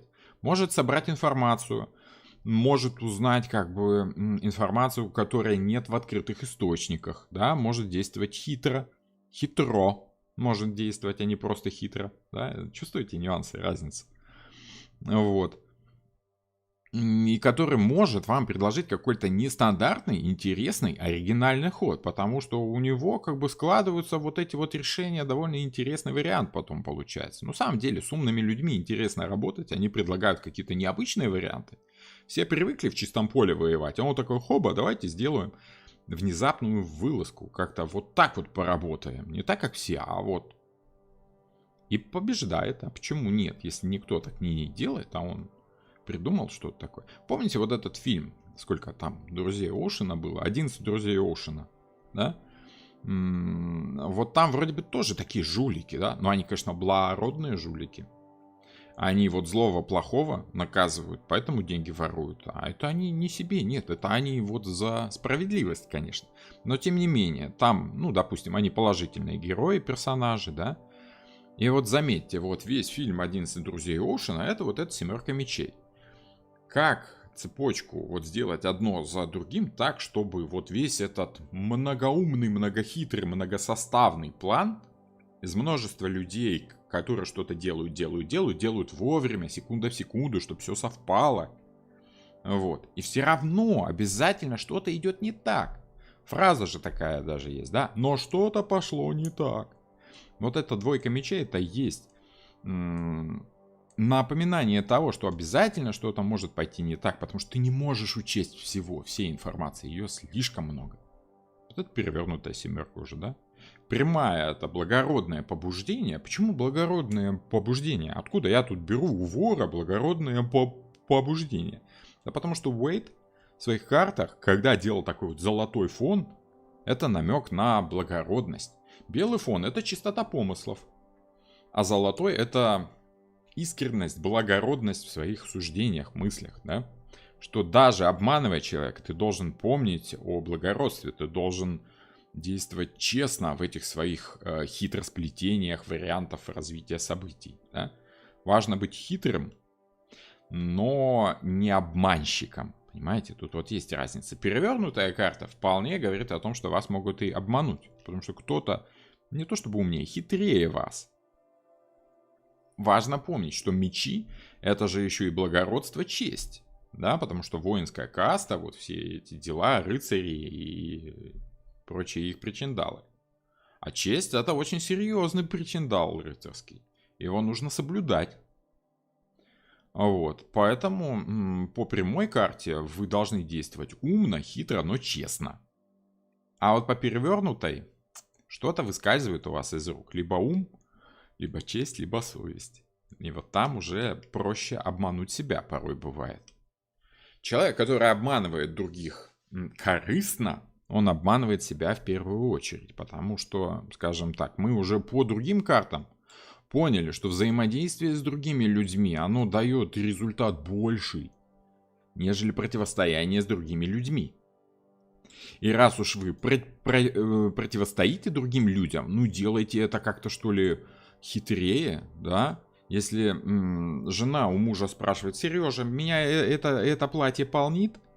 Умный Сережа должен подумать, прикинуть варианты развития событий. И, возможно, даже ответить не прямо и тупо «да, полнит», да? А хитро как-то. Ну, понимаешь, тебе другое платье было бы лучше, потому что в другом платье ты наиболее великолепно. А это недостаточно хорошо подчеркивает твои достоинства. Вот это, пожалуйста, вам прямая семерка. У тебя четко спросили, полнит или нет. А ты хитро ушел от ответа. Обманул человека, не дал ему прямого ответа. Тем не менее, ты выиграл битву. Ты молодец. Как это? Сережа молодец. Да? Вот как-то так. Надеюсь, вы уловили. Семерка мечей может показывать в отношениях обман в доходах перед женой. Семерка мечей может показывать в отношениях обман. Любой. Когда человек думает, давай-ка я это нечестно сделаю, а сделаю это как-то нечестно, да, извините за каламбур, но как бы так оно и есть. Это перевернутая семерка мечей, это обман. Это когда вместо того, чтобы честно показать, сколько у тебя там доходы, да, ты начинаешь показывать, ну вот смотри, тут вот у меня из этого источника столько, из этого столько, там я налоги сюда плачу, там сюда, та-та-та-та-та-та-та, и получается так, что не очень хорошо получается, да. Ну вот, как бы жена-то тоже может позвонить в источники доходов и уточнить, а сколько вы ему там платите, да? Так можно и себя перехитрить. Тем более, если в налоговую сообщить, там вообще кирдык будет, да? Вот и получится так, что обманул сам себя по семерке мечей. В собственной лжи очень легко запутаться. Почему? Потому что ты не можешь помнить все по перевернутой семерке мечей. Ты не можешь помнить все, где ты там соврал. Ты должен держать в голове все варианты своего вранья. А это сложно. Гораздо легче просто говорить правду. Почему? Ну потому что у тебя вот были события, ты их помнишь, ты просто еще раз рассказываешь, как эти события были. А когда ты врешь, ты как бы у тебя реальность разделяется на несколько вариантов. И ты вынужден помнить много вариантов этого прошлого. Настоящий и какие-то вот, если ты 7 разным людям разные варианты события рассказывал, ты должен в голове держать 7 вариантов прошлого. Ну это капец как сложно. Там не мудрено и ошибиться. По этой же теме шикарный сериал «Бумажный дом» о благородных грабителях банков. Мне вот нравятся эти варианты, когда благородные Робин Гуды, да, такое себе. Но людям хочется верить в то, что кто-то защищает их интересы, да, и грабят, ну, скажем так, все сериалы про благородных грабителей банков — это все сериалы о возмездии. Да, о наказании злых, плохих банкиров. Потому что банкиры плохие, они грабят простой, честный народ. Вот. А вот благородные разбойники, они приходят и вот наказывают этих нечестных, злых банкиров, мафиози, владельцев, вот что там, заводов, газет, пароходов, казино и прочего. Ну, 11 друзей Оушена. Семерка мечей может показывать измену. Семерка мечей, еще раз, может показывать обман. Перевернутая семерка мечей показывает обман. Как вы думаете, измена это обман или нет? Тут все зависит от того, что вы имеете в виду под изменой. Потому что для кого-то переспал может быть изменой, а для кого-то обманул может быть изменой. И вот смотрите, что для одних людей... Ну, опять же, это надо Монару уже как-то включать, наверное, да? Потому что там нюансы. Когда жена мужу сказала, не смей мне врать. Да? Никогда не смей мне врать. И он такой, а с другими женщинами спать можно? Она говорит, а с другими женщинами спать можно. Вот врать нельзя. И вот когда он спит с другими женщинами, приходит и жене честно рассказывает, никакой измены нет. Потому что обмана нет. Потому что суть измены это обман. А когда он с ее согласия спит с другими женщинами, никакого обмана нет, никакой измены нет. А вот когда он пошел, переспал с другой женщиной и не рассказал жене, вот тут уже обман. И вот это уже измена, понимаете? Вот, как-то так. Суть измены в обмане. Почему? Потому что такое измена? Это нарушение обещания. Ты обещал что-то, ты нарушил свое обещание, обманул, когда у тебя жена спрашивает, ты выполняешь обещанное? Я выполняю обещанное, конечно, я всегда выполняю свои обещания, да, а сам думаешь, о, не всегда. Это обман, это измена. Измена равноценна обману, понимаете?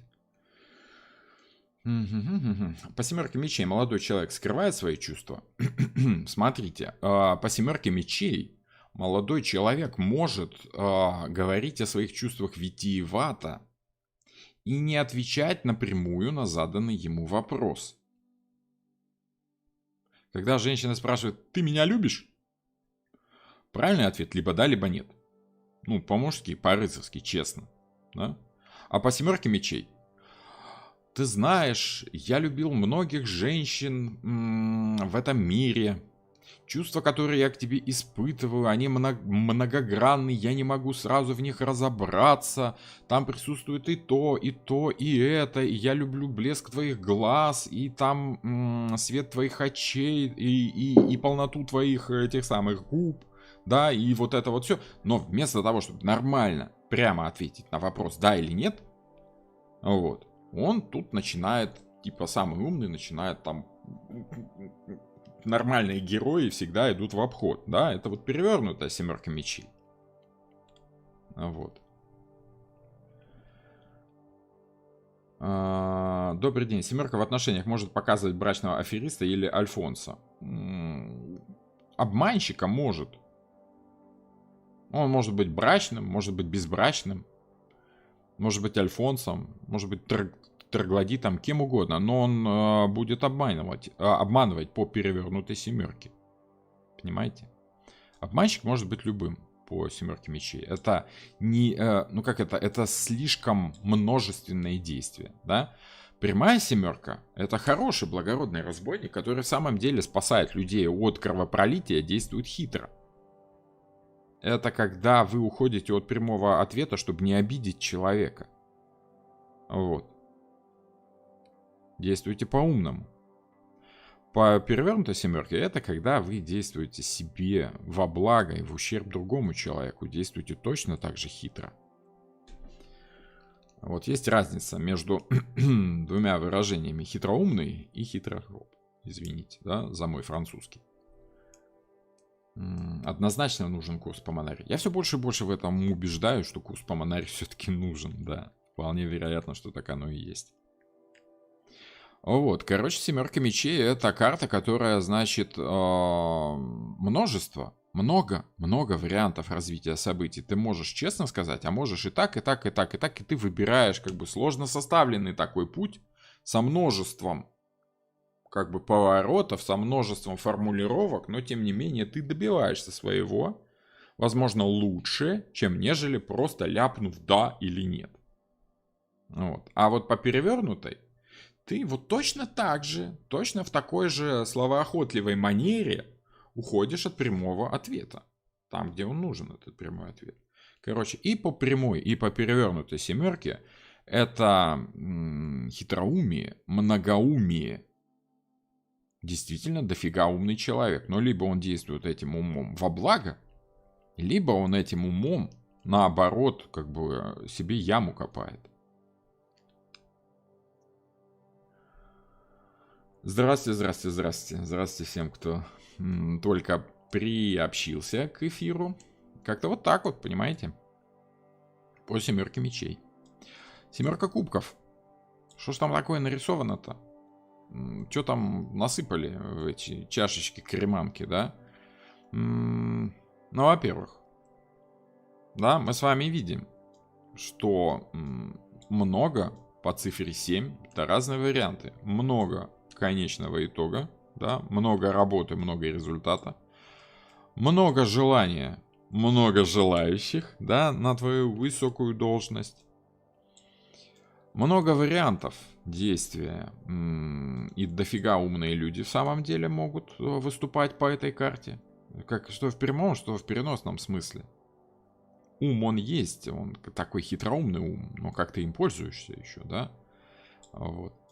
Ну и, соответственно, семерка кубков. Семерка кубков, как она работает? Во-первых, у нас тут опять же много. Много чего? Что у нас такое кубки? Кубки это эмоции. Да? Это, скажем так, прямое ощущение ситуации без всяких логических умозаключений, телесных ощущений. Ты просто либо рад этой ситуации, либо что-то приуныл. Да? Либо кубки прямые, либо перевернутые. И вот прямые кубки, они дают тебе много вариантов как бы хорошего. Перевернутые слишком много вариантов, да, то есть ты путаешься в этих вариантах. Смотрите, что у нас в этих кубках нарисовано. Я возьму на себя смелость, скажем так, предположить, да, мы что, все с вами дофига умные, да? Предположить, что тут нарисовал Уэйд. Самое логичное у нас что? Вот этот веник лавровый, да, это слава. Причем там у нас еще как бы так нарисован такой намек на черепочек, да, типа, мол, слава тоже проходит, мирская слава, она вместе как бы с вашим с материальным миром и помрет. Поэтому слава умирает быстро, да, забывают людей быстро. Вот. Это одно, то, что нравится человеку. Второе, что там? Допустим, это у нас, ну, что тут, как у Семена Семеновича Горбункова, золото-бриллианты, да, богатство. Ну, нравится тебе богатство, нравится тебе денежными знаками обмазываться, да, вот валяться в кровати из долларов, да, ну вот ты стремишься к этому. Кому слава нужна, кому деньги. Вот эта вот башня, да, гранитная скала такая, с укреплениями, с каким-то домом сверху там, да, намек на башню, намек на высокий дом, на высокое твое положение. Это карьера, да. Не слава земная, не драгоценности, а вот власть. Власть, да. Человека прельщает власть порой. Кого-то может быть какая-то красота, либо какие-то благородные побуждения. Все зависит от того, как мы тут смотрим на вот эту фигуру. Кто-то видит в этом красоту, да? Кто-то видит в этом какое-то спокойствие, может быть. Кто-то, может быть, да, в самом деле, может быть, это стремление к спокойствию, к каким-то спокойным эмоциям. Опять же, мы вспомним с вами этот главные герои Мастера и Маргарита. Они что хотели? Счастье, радости, веселья, там, шампанского полную ванну? Нет, они хотели спокойствия. Тишины и спокойствия. Домик где-нибудь там на отшибе. И просто спокойно, чтобы мастер себе свою книжку писал. Ну вот, а Маргарита, чтобы ему там эту шапочку, которая вечер подряд все вышивает и вышивает, вышивает и вышивает. Ну, хоть нравится, пусть вышивает. Господи, тихо, спокойно сиди, главное, что молчишь, да? Вот, тишина, спокойствие. Ну вот, может быть так. Может быть, это красота какая-то, да? Опять же, мирская, физическая, приходящая. Вот этот вот, это, конечно, враг рода человеческого, некий дракон, дьявол, соблазнитель, да, страсти какие-то человеческие. Да, вот нравится вот то, что, за что тебя дьявол дергает, да? Окей, хорошо. Ну вот соблазняешься ты чем-то таким острым, интересненьким, экстрим какой-нибудь, да, еще что-нибудь такое. Да, пожалуйста. Змей — символ, как это, скрытых знаний, мудрости некой, такой вот, скажем так, многоумности, опять же. У этого, как же звали этого товарища, да, который с посохом ходил, и Асклепий, да, посох Асклепия, увитый змеями, да, змеей, это символика знания, мудрости такой вот материальной, да, опыт и прочее, работа с информацией. Может, ты к знаниям стремишься, тебе нравится учиться все время, да? Вот, человек может к этому хотеть стремиться. Почему? Потому что кубки у нас — это конечный результат всегда. Это чем заканчиваются наши стремления. Нравится нам то, что у нас получилось, то, что мы имеем, либо не нравится. Прямой у нас кубок или перевернутый. И тут, если раньше было не особо важно, что именно в этом кубке там нолито, да, что там у нас есть. Тут вот в семерке уже важно определиться, к чему же ты стремишься, что ты хочешь получить в итоге, какое окончательное настроение, ощущение ты хочешь получить от своих действий. На самом деле, ради чего ты живешь, какой твой, ну, грубо говоря, не то чтобы смысл жизни, но вот это самое, вот что тебе на самом-то деле нравится, хобби у тебя какое, грубо говоря, что тебе приносит положительные эмоции. Забыл сказать вот про последний этот самый, да, про последний кубок, 7-й, там вот какая-то фигура сияющая, да, закрытая каким-то таким вот, ну, одеялком, да. Это вот, мне кажется, это намек на какое-то божественное откровение, которое ты не можешь увидеть, оно всегда скрыто, оно скрыто в тебе, внутри, ты можешь почувствовать его только изнутри, лично, сам, отведав из этого кубка, скажем так. Никто тебе его не покажет пальцем, не тыкнет. Вот это вот есть божественное откровение. Откровение ты ощущаешь непосредственно эмоционально сам. Вот. И мне кажется, Уэйд тут нарисовал его как прям, ну вот, такое, как центральную фигуру всего этого дела. К чему вообще стоит стремиться. Вот так. Вот он композицию свел к этому кубку. Что вот это основная цель деятельности человека. По прямой семерке, что у нас значит? Что у нас много эмоций. Да? На что мы делаем с этим множеством эмоций? Разбазариваем? Конечно, очень часто. Поэтому нужно выбрать правильную эмоцию, какая тебе дает положительный заряд движения в будущее, да, понять, что же тебе вообще хочется от этой жизни получить-то по итогу, чем ты наслаждаешься, получив. Вот. Потому как эмоций в нашей жизни много. И когда ты попробовал разное, да, ты поделился с другими людьми своей радостью. Люди в ответ тоже делятся с тобой радостью. У тебя этих эмоций, ты уже, ну, человек творческий, ты и туда, и сюда, и все. И ты понимаешь, что в этой жизни много всего вкусного, приятного. Мороженое на разный вкус. Там фисташковое и со вкусом, я не знаю, там лаврового венка, да, этого всего. Ну вот. Выбирай то, что тебе нравится. Вот когда ты выбрал, определился, вот это для меня в жизни самое главное. Вот эту эмоцию я хочу испытывать из всего этого множества эмоций. Тогда ты начинаешь понимать, зачем вообще ты живешь. И следующая карта, 8, она уже нам говорит о том, что если ты понял по 7, что тебе надо в жизни, то нефиг тебе делать в той ситуации, где этого нет. Допустим, работаешь ты на работе за зарплату, да? Никакого удовольствия морального и физического не испытываешь от этой работы. Деньги только получаешь, да? И вот по 7 кубков ты должен правильно понять, что за эмоции в тебе там бурлят. Если это положительные эмоции, окей, выбирай, ради какой положительной эмоции ты ездишь на работу. Но если там все эмоции отрицательные, если работа тебе приносит только деньги, но эмоции при этом как бы у тебя отжирает, и наоборот ты только грустный, каждая из 7 эмоций, из множества эмоций, которые ты испытываешь вечером дома, какая-то грустная и печальная, ты думаешь, нафиг мне это все надо, работа, дом, дом, работа, какой смысл жизни, тогда, конечно, нафиг тебе такая работа нужна. Ты уходишь из этой восьмерки, понимая, что вот эта работа не дает тебе того удовольствия, которое тебе нужно. Нету тут этого кубка. Но об этом уже в следующей карте. Пока тебе важно понять, какой кубок тебе нужен, чего ты там хочешь добиться, стремиться.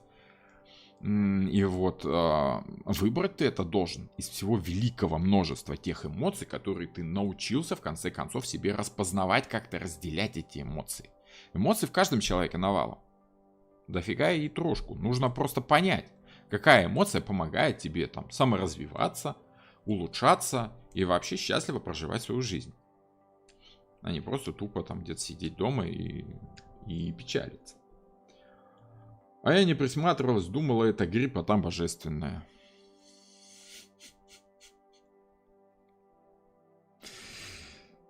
Никаких комментариев. Ну, кому-то и грибы. Может быть, у кого-то есть цель жизни грибы собирать, понимаете? Я подозреваю, я, конечно, ни разу не видел, но я подозреваю, что вполне вероятно, кому-то вот эмоция от найденного гриба, да, затмевает все другие эмоции. Он понял, что вот из всего множества этих эмоций, которые может вам предложить этот перенасыщенный порой эмоциями мир, нахождение какого-то гриба белого, допустим, великолепного белого гриба, да, это самая лучшая радость из всех радостей.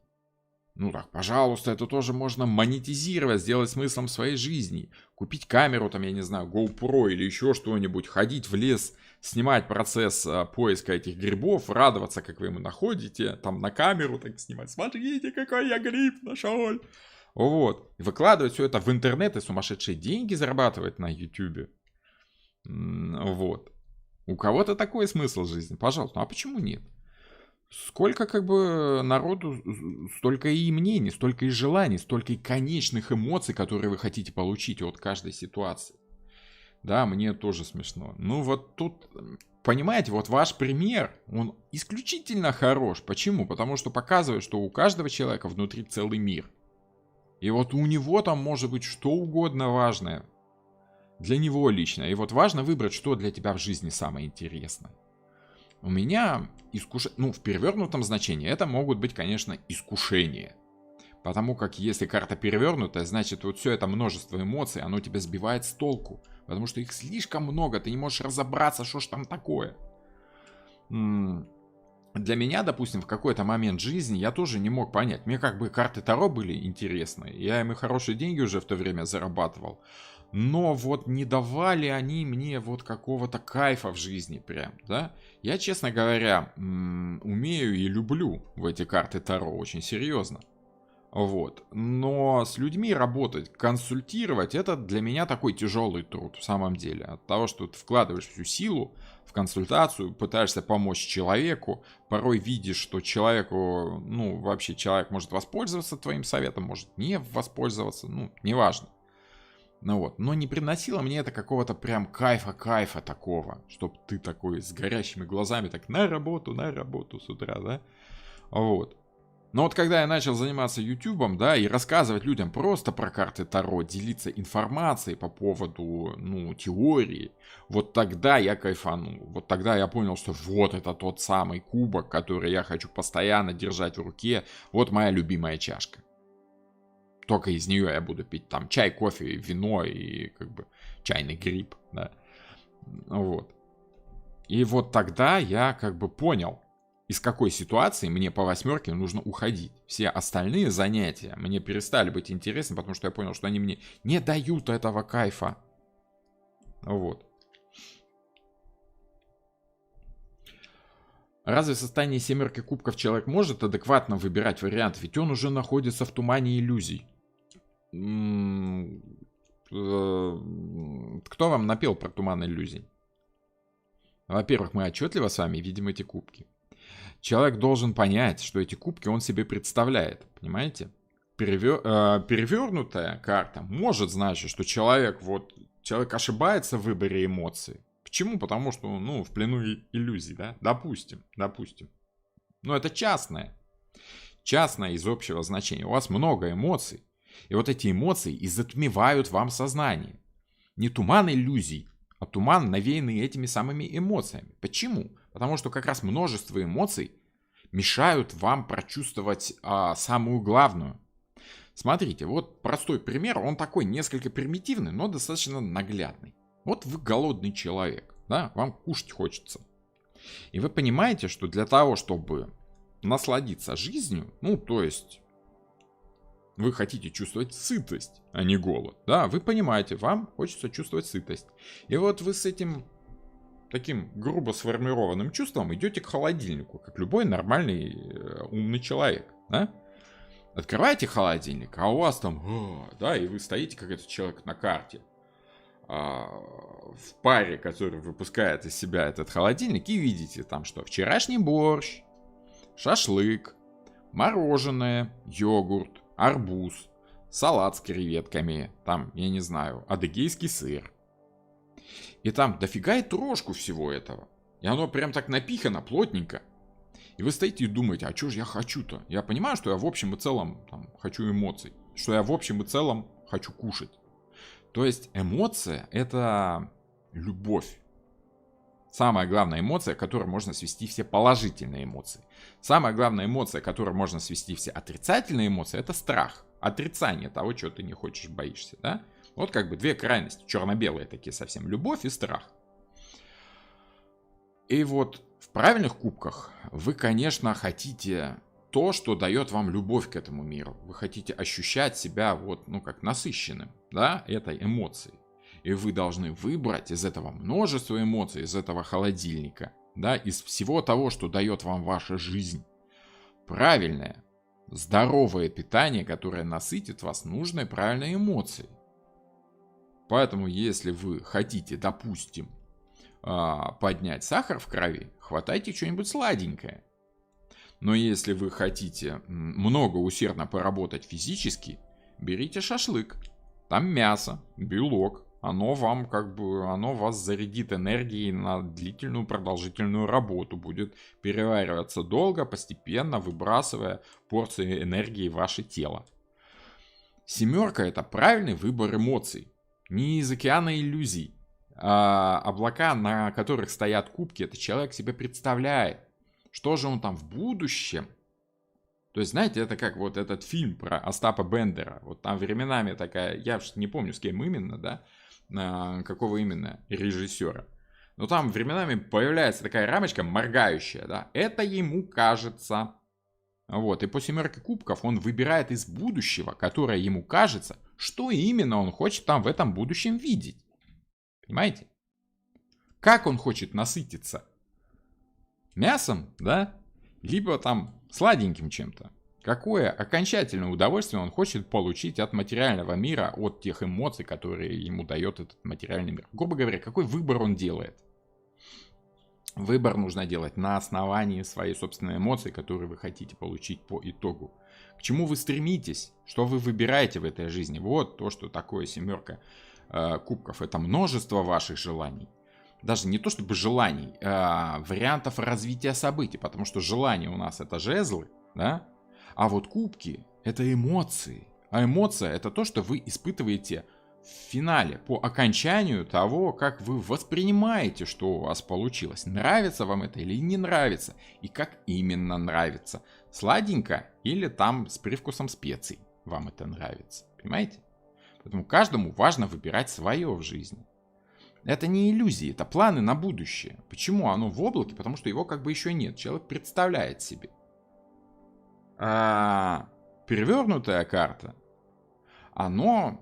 Ну, возможно, туман иллюзий. Хорошо, если вы там видите в будущем только иллюзии, то, что вас обманывает, значит, вы не доверяете своим эмоциям. Значит, вы не очень понимаете, что за эмоцию вы испытываете. Тогда это для вас иллюзия. А перевернутая семерка говорит о том, что вы как бы либо слишком многого хотите, вот, либо не можете понять вообще, чего вы там хотите. Ну, по сути, да, слишком многого хотите, это и есть не очень понимать, что же вам там хочется по итогу.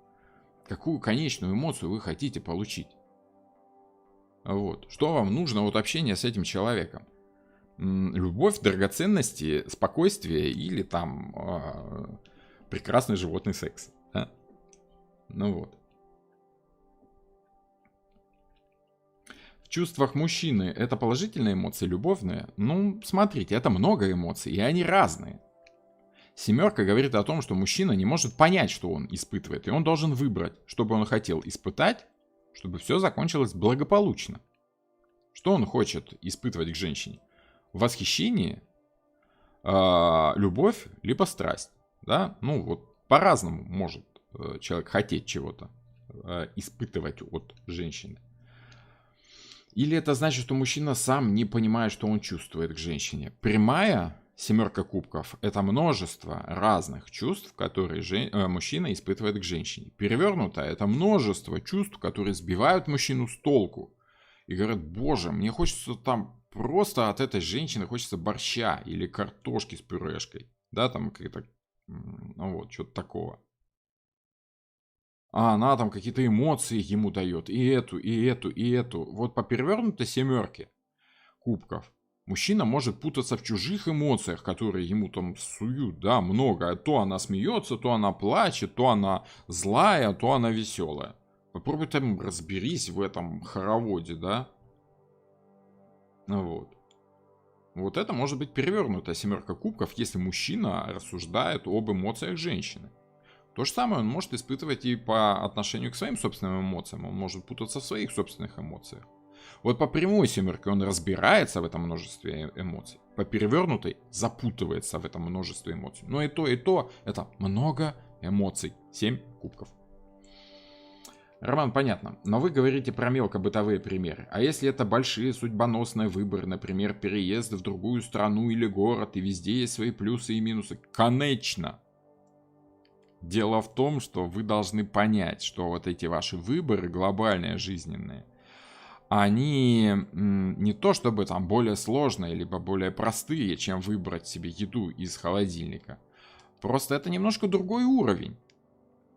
И семерка кубков по отношению к выбору страны, в которую вы переезжаете, работает точно так же, точно по такому же принципу, по которому работает выбор еды из холодильника. У вас есть какие-то варианты, вы можете себе представить, например, хочется вам, я не знаю, в Канаду, да? Или в Рио-де-Жанейро. И вы не можете понять по перевернутой семерке. Вам и в Рио-де-Жанейро много всего нравится, и в Канаде много всего нравится. Так вы определитесь, вы переверните эту карту в прямое положение и поймите, что для вас важно из этого множества эмоций. Вам нравятся грудастые мулатки в Рио-де-Жанейро, либо вам нравятся бескрайние просторы сосновых лесов в Канаде, да, великие озера и уровень жизни, да. Определитесь, к чему вы стремитесь. И когда вы четко поставите перед собой все свои желания, вы поймете, чего же вам хочется испытывать в будущем. От страны, от того будущего, которое вам там светит в Рио-де-Жанейро или в Канаде. Или от того блюда, которое вы берете из холодильника. Процесс тот же самый. Понимаете? Вы когда берете спичку и перекладываете на другое место, и когда берете кирпич, перекладываете на другое место. Принцип тот же. Усилия просто другие чуть-чуть, да? Конечно, выбрать еду из холодильника проще, чем выбрать страну для эмиграции. Вот. Но принцип-то тот же. Вы выбираете из множества вариантов. Семерка кубков – это выбор из множества эмоциональных вариантов. А имеет ли смысл в том, что кубки стоят на облаке, а не на столе, не на земле? Ну вот я уже об этом говорил. Это можно представлять как варианты развития будущего, которое еще нет. И ему это только кажется, только снится. Но это опять же, это такой оттенок, да? Смысл-то, общий смысл карты в том, что человек выбирает из множества эмоций. Порой не важно, что это за эмоции, где они стоят, в будущем, они в прошлом. Человек определяется, какую эмоцию он хочет испытать. Какая эмоция для него будет мотивирующей, правильной, положительной. А если только в прямом значении смотреть, какие рядом стоящие карты могут указать на негатив семерки кубков? На негатив семерки кубков, если вы работаете только прямыми картами, может указать ваша интуиция. Вы интуитивно понимаете, вот как человек ощущает эту карту в его ситуации. Работа с прямыми картами, она не заключается в расчете положений, в каких-то соседних картах.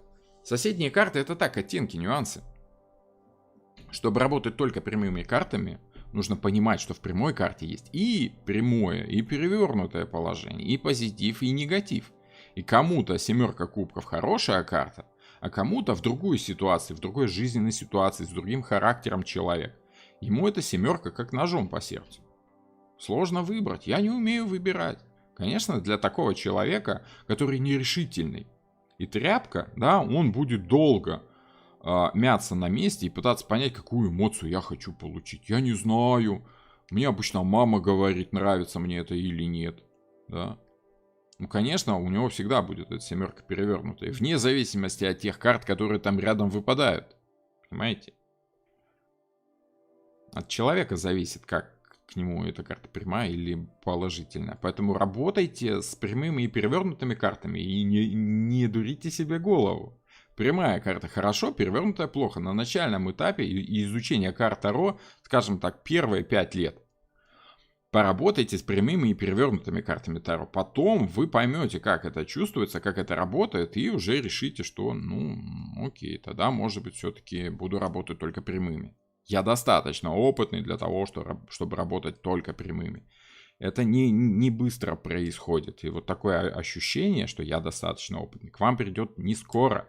Пока вы задаете такие вопросы, судя по всему, вам пока с прямыми картами работать рановато. Вот. Поэтому не мучайте себя механической коробкой передач, пересядьте на автомат. Пусть он за вас решает, какую передачу включать при какой скорости.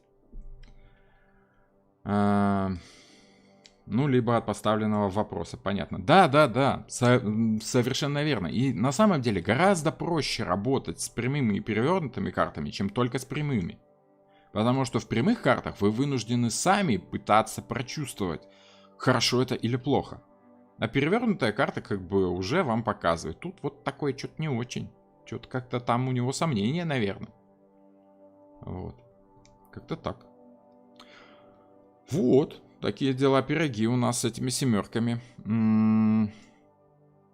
В отношениях, да, мужчина пытается определиться, нравится ему эмоция женщины, какая именно из эмоций женщины ему нравится. По перевернутой карте мужчина путается в этих самых эмоциях, которые ему женщина дает, либо которые он испытывает, опять же, от общения с этой женщиной. А это очень зависимые вещи. Ну вот, так что прямая и перевернутая — это множество эмоций, из которых нужно выбрать правильную. Для того, чтобы пройти дальше. А дальше нам нужно понять, какая ситуация нас не устраивает от того, что вот этой эмоции там нету. Понимаете? Мы выбираем кубок, понимаем, что он для нас правильный, и по восьмерке уже начинаем соображать. Так, если тут нет этого, что я тут делаю вообще? Да? Грубо говоря, если вы по семерке кубков заходите в торговый центр и не знаете, что вы хотите, это перевернутая семерка кубков. Вы ходите по разным магазинам в надежде, что наконец вам попадется на глаза кубок, который вы поймете: о, вот такие брюки я себе хочу, да? Ну вот, по перевернутой семерке вы ходите и там: хочу я это, не хочу, не знаю, так много всего вкусного, не знаю, за что схватиться, да? По прямой семерке вы понимаете: о, вот там коньяк 7-летний, я его 100 лет не пил, я вот его хочу купить. И понимаете, чего же вы сюда пришли вообще, что вам нужно хватать и бежать. Да? Вот. А вот по восьмерке там уже дальше идет. По восьмерке вы понимаете, что вот этой бутылки коньяка в хлебном нету, поэтому из хлебного надо уходить. Из мясного отдела тоже надо уходить, если вы ищете коньяк, потому что его тут нету, пустое место вместо него. Понимаете? Ну вот. Если мужчина вам не дает каких-то положительных эмоций, то по восьмерке кубков нафиг вам не нужен такой мужчина, который вам не может дать того, чего в ситуации нет. Может быть, облако — это иллюзорность выбора. Ой, не усложняйте вы все так. Не усложняйте. Может быть, а может быть и нет. Не обязательно. Основной смысл в том, что выбор должен быть сделан. Там может быть иллюзорность, может быть не иллюзорность. Может быть, человек четко понимает, что он хочет. Может быть, он сомневается, хочет он или нет. Семерка кубков — это всегда сомнение. Человек не может сразу раз и сказать: это хочу, это не хочу. Он всегда сначала должен прочувствовать. Так, это я хочу, это не хочу, это вот не знаю, это вот, ну, может быть. Ну, это вот точно хочу. Иллюзорность, ну какая там иллюзорность? А как понять, что он в своих эмоциях путается или в эмоциях женщины? В зависимости от положения карты в раскладе, в зависимости от заданного вопроса, в зависимости от ситуации, в зависимости от того, как вы общаетесь с клиенткой, что она вам рассказывает. Много от чего. Понимаете, не бывает такого, что вы просто задали вопрос, разложили карты, и каждая карта вам говорит что-то конкретное. Да? Вы из этих карт, как пазл, складываете общую картину. И только потом начинаете понимать, как оно там все происходит.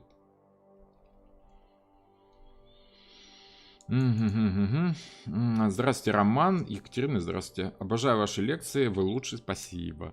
Ну, может, не лучшие, да, но очень приятно эти ваши слова, прям бальзам на сердце. Я очень люблю, если меня хвалят, да. Ну вот, ну шутки шутками. Очень хочу попасть к вам на обучение. Это сложно. Знаю, что у вас очередь огромная. Ну, не огромная. Чё ж огромная. 54 человека. Либо 53 человека на данном этапе оставили у меня свои контакты с просьбой, чтобы я им сообщил, когда я начну новый курс. Новый курс я начну собирать, формировать группы начну в декабре. Там будет 14 человек. Вот на 14 мест у меня 53 заявки пока. Это не огромная очередь, но достаточно, скажем так, достаточно много, чтобы сидеть и думать, что же делать-то с ними со всеми. Ну вот. Спасибо вам за ваш труд. Спасибо за теплые слова. Стараемся, работаем. Вот. Вот такие семерки. Там просто много всего. Много труда, много опыта, много результата по семерке пентаклей. Много результата, много поработал, постой, отдохни. Да? Семерка жезлов. Много людей хотят от тебя, отстаивай свое. Да? Ты сам от себя много хочешь, ну, блин, определись, что именно тебе нужно делать, и определись со своими желаниями. Четко пойми, что тебе нужно вот делать одно. Упорство. Да? Вот. Не упрямство, упорство. Потому что все равно хочется разного, да? Разное желание преследует, страсти кипят. По семерке мечей много чего. Мыслей в голове много. Как это? Поздравляю вас, вы дофига умный айтишник. Это хорошо, конечно. Но важно не перемудрить самого себя. Потому как очень легко себя перехитрить, если ты много всего знаешь. Помните золотое сократовское, по-моему, если я не ошибаюсь, Сократ сказал, да? Чем больше я знаю, тем лучше я понимаю, как мало я знаю. Да? То есть, как-то так. Семерка кубков, ну, нужно понять все-таки, к чему вы стремитесь. Что вы хотите получить в конечном итоге. Вот. Мир во всем мире или полный карман денег. Ну и убирайте другие эмоции лишние. Вот, стремитесь к тому, что вам хочется, что вы любите на самом деле. Выбирайте ваше любимое занятие. Семерка кубков — это розовые очки. Человек любит и не замечает, что его обманывают. Да. Ну, может быть, не знаю. Хорошо. По семерке кубков он может обманываться. Потому как может испытывать много эмоций. Может любить в другом человеке не то, что ему кажется, он любит. Поэтому может любить, а может и не любить. Потому что ему просто секса хочется. И он секс любит. Секс с этим человеком любит, а не самого человека, понимаете? Так что розовые очки — это, ну, такое. Прямая семерка кубков — то это хорошо. Прямая семерка кубков — это человек испытывает много эмоций, и ему есть из чего выбрать. Да? Мужчина вас любит и ноги, и руки, и грудь, и все остальное, и глубокую красивую душу тоже любит. Вот. Еще борщ ваш тоже любит, и вот. Так что так может быть. Хорошо, хорошо, как-то так у нас происходит по этим семеркам. Сколько у нас... О, елки-палки, уже 2 часа лекции прошло. Видите, как время летит. Как летят годы, да? Сколько у нас народу там было? О, 53 человека. Ничего себе, ничего себе. Откуда у вас столько-то пришло? Это приятно, это здорово, рад. Давайте на этом как бы потихонечку, ну, мы еще можем продолжить чуть общение, да, просто уже по семеркам давайте заканчивать, а то у меня, ну, уже я начинаю выдыхаться немножко в каком-то более или менее, в менее интенсивном режиме, допустим. Скажите, что бы вы хотели видеть по Монаре, допустим. Вот.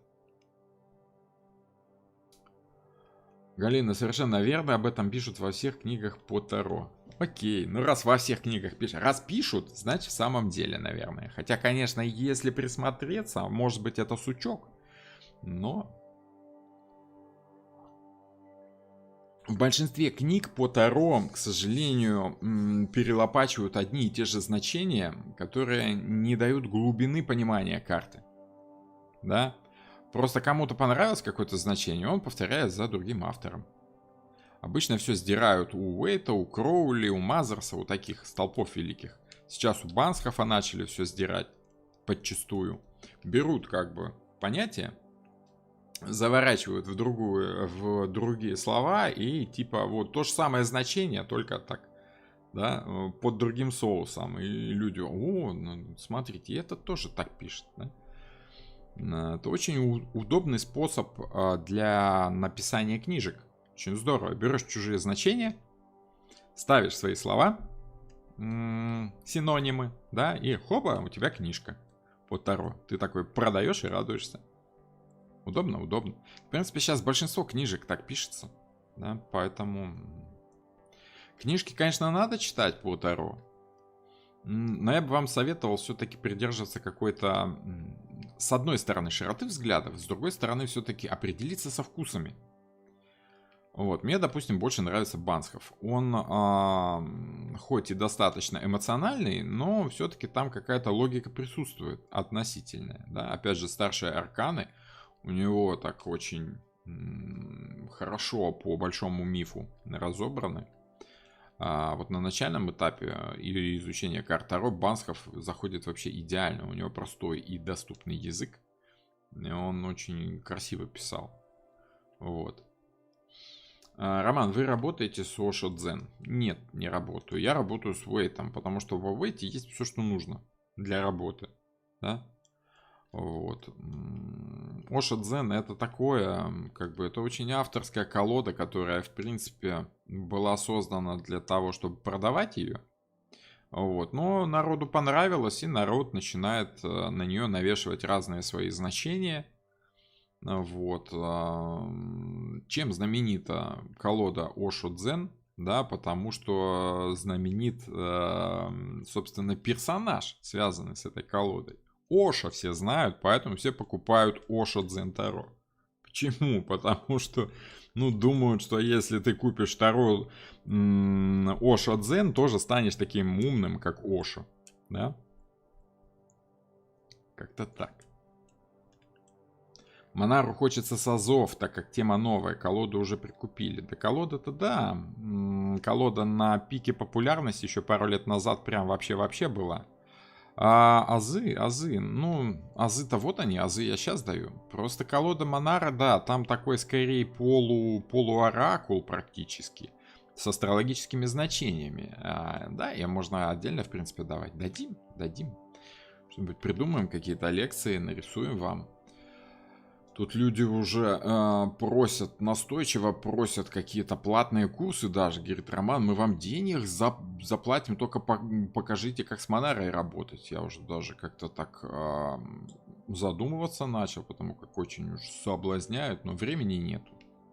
Сейчас веду и консультации, и уроки, эти лекции веду, и вот вам на ютубчик записываю.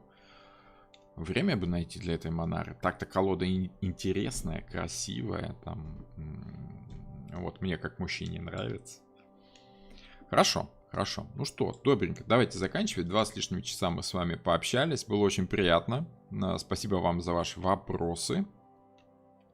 Сейчас мы с вами закончим эту самую трансляцию. Да, она будет некоторое время недоступна. А потом опять будет доступна. Но только уже в виде видео. Да? Обрежу начало вступления, как я всегда делаю. Вот. И выложу. Буквально в течение получаса, наверное, появится. Большая к вам просьба зайти там, залайкать, прокомментировать, посоветовать друзьям. Можно пересматривать много-много раз, пожалуйста. Будет только на пользу каналу и всем другим зрителям. Так что спасибо вам за вопросы и ждем вас. Ну вот, я не знаю, я выходные попробую еще что-то сделать, какой-то выпуск. Там будет видно. Так что я думаю, что надолго не прощаемся. Вот. Так что всем пока-пока.